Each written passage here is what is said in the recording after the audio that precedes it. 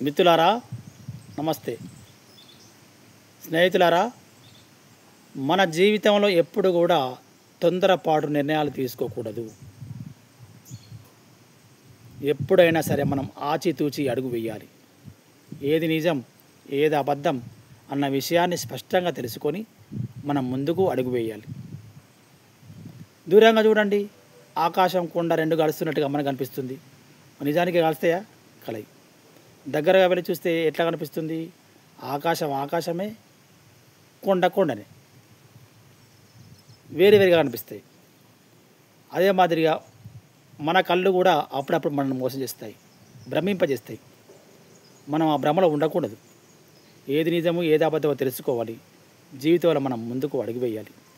ఉదాహరణకు మనం ఒక చిన్న కథ చెప్పుకుందాం. ఇది మంచి నీతి కథ, వినండి, చూడండి. అనగా ఒక గ్రామంలో ఇద్దరు భార్యాభర్తలు ఉన్నారు. వాళ్ళు గొప్ప శివభక్తులు. ప్రతిరోజు శివుని అర్చించనిదే, శివారాధన లేనిదే వాళ్ళు నిద్రపోరు. అంత గొప్ప శివభక్తులు. పాపం వాళ్లకు సంతానం లేదు. మరి శివుడు కనికరించలేదు వాళ్ళని. అంత గొప్ప శివభక్తులైనా వాళ్ళకు సంతానం ఇవ్వలేదు. ఇలా వాళ్ళు అనుదినం రోధిస్తున్నారు. అయ్యో భగవంతుడా, అయ్యో పరమేశ్వర, మాకు పుత్ర సంతానం లేపాయా, మాకు ఆ కూతురు కొడుకు ఎవరు లేకపోయా, మా జీవితం ఇలా ఉండిపోవాల్సిందేనా, ఇలా మాకు ఏ పిల్లలు లేకుండా ఇలా మేము గడపాల్సిందేనా అని వాళ్ళు ప్రతిరోజు బాధపడుతూనే ఉన్నారు. వాళ్ళు ఇలా కాలం వెల్లదీస్తున్నారు. రోజులు గడుస్తున్నాయి. అది చలికాలం. ఒకరోజు భార్యాభర్తలు ఇద్దరు బయట మార్గాన వెళ్తున్నారు. దారి వెంట వెళ్తున్నారు, నడిచి వెళ్తున్నారు. చలికాలం.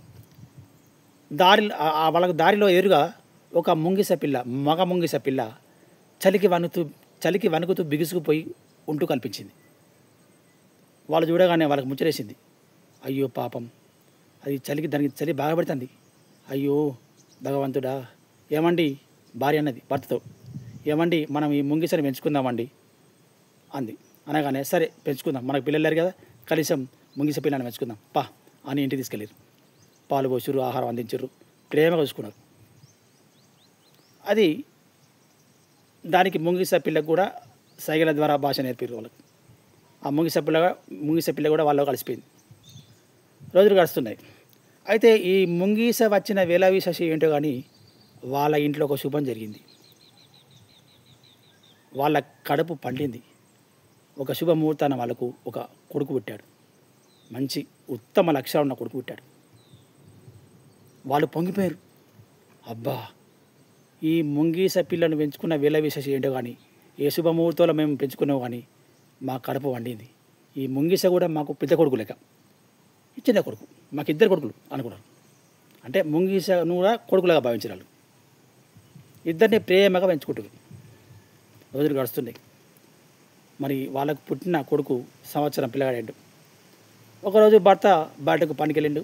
భార్య ఏమని చెప్పిందంటే, ముంగిస పిల్లతో అన్నది పెద్ద కొడుకుతో, నేను తమ్ముడిని పడుకోబెట్టాను ఉయ్యాలో, నువ్వు చూస్తూ ఉండు, నేను బయటకు వెళ్తాను, నేను స్నానం చేసి వస్తాను, నువ్వు చూస్తూ ఉండు, కొంచెం జాగ్రత్తగా చూడు అని చెప్పి వెళ్ళింది సైగల ద్వారా. ముంగిస సరే అమ్మ అంటూ తల ఊపింది. ఇక్కడ ఏం జరిగింది? ఆమె స్నానానికి బయలుదేరింది. అమ్మ ఉయ్యలో బాబు మంచిగా నిద్రపోతుండ, హాయిగా ఉయ్యాల ఊపుతుంది. ముంగిస మంచిగా పోతుండు బాబు. ఇంతలో ఒక నాగుపాము బయట నుంచి పాక్కుంటా వచ్చి ఈ పిల్లగాడు పడుకున్న ఉయ్య దగ్గరికి వచ్చింది. వచ్చి పడగ విప్పి బుస్స కొట్టింది. కాటేస్తామని, చంపేస్తామని. ముంగిస ఊరుకుంటుందా? నా ముందు వచ్చి నువ్వు నా తమ్ముడినే కాటేయని చూస్తావా, నీ భరతం అని పామును మీద వాడి పోరాటం చేసి దాన్ని చంపేసింది. అసలే పాముకు శత్రువు ముంగిసనే, వాళ్ళిద్దరికి పడదు కదా, చంపేసింది. ముక్కలుగా కొరికి పడేసింది, చంపేసింది. అయితే నోటికి రక్తం అంటుకునేది, మొత్తం మరకలు అంటుకుంటే. ఈ విషయం మా అమ్మకి ఇంటర్నే పోయి చెప్తా అని పరుగున ఆమె బయటకు వచ్చింది ముంగిస. అప్పుడే వాళ్ళ అమ్మ కూడా స్నానం చేసి ఇంట్లోకి వస్తుంది. ముంగిస చూసింది. చూడగానే నోటికి రక్తం మరకంటుంది.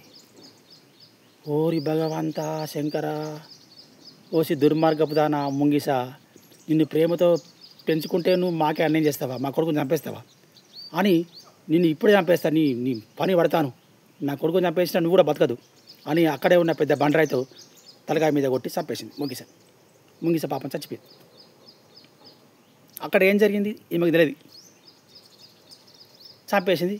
హడావిడిగా లాభదీపమంటూ అయ్యో నా కొడుకుని చంపేసింది ముంగిస అనుకుంటా లోపలికి వెళ్ళింది. ఇంతకు లోపలికి వెళ్ళి చూడగానే అక్కడ ఉయ్యాలలో తన కొడుకు అందాల కుమారుడు మంచి హాయిగా నిద్రపోతున్నాడు. కింద చూస్తే పాము ముక్కలు ముక్కలుగా కలేబరం ఉన్నది. చూడగానే భగవంతుడ శంకర, ఇంత అన్యాయం జరిగిపోయింది, నా తొందరపడి నిర్ణయం పాడుగాను, నా ముంగీస కొడుకు ఏబట్టే నా కొడుకు బతికిండు, పామును చంపేసి రక్షించిండు, ఈ విషయం తెలియక నేను చంపేసిన, అయ్యో దేవుడా, అయ్యో భగవంతుడా, అయ్యో నారాయణ, అయ్యో పరమేశ్వర, ఇంత పొరపాటు జరిగిందిరా దేవుడా, నా తొందరపడి నిర్ణయం పాడుగాను, నా మొహం ఎంత ఇట్లా ఇట్లా నేను ఇంత ఎందుకు ఇట్లా నేను నా మొహం మండ అని ఆమె తనను తాను తిట్టుకుంటూ తను విమర్శించుకుంటూ ఎక్కువ రోధించసాగింది. చూసారా స్నేహితులారా, ఎంత పొరపాటు జరిగిపోయింది, ఎంత తొందరపడి నిర్ణయాలు తీసుకొని ఎంత అనర్థం జరిగిపోయింది. ఆమె చాలా రోధించింది. ఈ కథ వల్ల మనకు తెలిసిన ఇది ఏంటంటే, మనం కూడా మన జీవితంలో ఎప్పటికీ కూడా తొందరపాటు నిర్ణయాలు తీసుకోకూడదు. ఏది నిజం, ఏది అబద్ధం, మంచి ఏది, చెడు ఏది, నిజానిజాలు గ్రహించాలి. మనం జీవితంలో ముందుకెళ్ళాలి. తొందరపాటు నిర్ణయాల వలన ఇలాంటి అనర్థాలు జరుగుతాయి. అంటే ఈ కథ వల్ల మనకు తెలుసుకున్న నీతి అదొకటే. తొందరపడి నిర్ణయం తీసుకోకండి ఎప్పటికైనా కానీ, నిజానిజాలు తెలుసుకోండి, వాస్తవాలు గ్రహించండి, మంచి చెడుని తెలుసుకోండి అని మనం ఈ కథ వల్ల మనం తెలుసుకోవచ్చు. మిత్రులారా, మనం కూడా ఎప్పటికీ కానీ తొందరపాటు నిర్ణయాలు తీసుకోవద్దు. మంచిగా సక్రమంగా నిర్ణయాలు తీసుకోవాలి. అప్పుడే మనకు అందరి సంతోషంగా ఉంటుంది, అందరం హాయిగా ఉంటాం, జీవితంలో మనం ముందుకు వెళ్తాం. యతో ధర్మస్య జయః.